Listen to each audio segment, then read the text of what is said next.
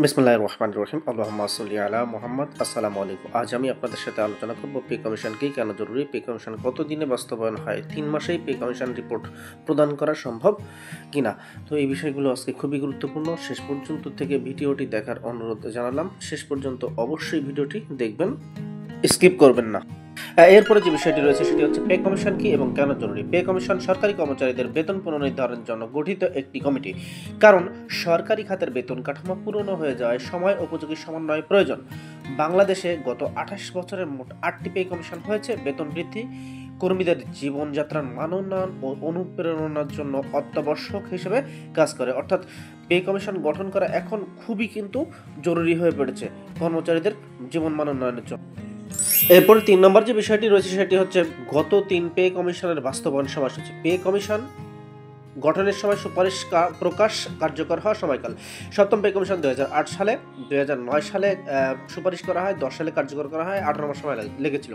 অষ্টম pay commission 2015 সালে গঠন করা হয়, 2016 সালে সুপারিশ করা হয়, 2017 সালে কার্যকর করা হয়, 24 মাস। নবম পে কমিশন গঠন হয়েছে, যেটা এখন চলমান, 12 থেকে 18 মাস প্রত্যাশিত সময়, গড় সময় 1 থেকে 2 বছর পর্যন্ত সময় লেগে যেতে পারে কমিশনের সুপারিশ বাস্তবায়নে। তাই 3 মাসের মধ্যে সম্পূর্ণ পে কমিশন বাস্তবায়ন করা ব্যতিক্রম ও কঠিন। আসলে অনেকে কিন্তু ভুয়া নিউজ ছড়াচ্ছে 3 মাসের মধ্যেই পে কমিশন প্রদান করা সম্ভব। একদম অবাস্তব আমি বলবো। এরপরে আমি 3 নাম্বার নিয়ে আলোচনা করব, সেটি হচ্ছে 3 মাসের মধ্যে পে কমিশন বাস্তবায়নের চ্যালেঞ্জ। প্রশাসনিক জটিলতা, কমিটি গঠন থেকে রিপোর্ট তৈরি, অনুমোদন পর্যন্ত বহু ধাপ। বাজেট অনুমোদন, সুপারিশ মঞ্জুর হলে তা বাজেটে অন্তর্ভুক্ত করতে হয়। অর্থনৈতিক পরিস্থিতি, সরকারি রাজস্ব ও অর্থনৈতিক সংকট বাধা সৃষ্টি করে। রাজনৈতিক ইচ্ছাশক্তি দ্রুত বাস্তবায়নে প্রভাব ফেলে। অর্থাৎ এই যে নবম পে কমিশন গঠন হয়েছে, এখানে নানান ধরনের প্রতিবন্ধকতা কিন্তু রয়েছে, অর্থনৈতিক, রাজনৈতিক, সামগ্রিক, অর্থাৎ সব কিছু মিলিয়ে খুব কঠিন।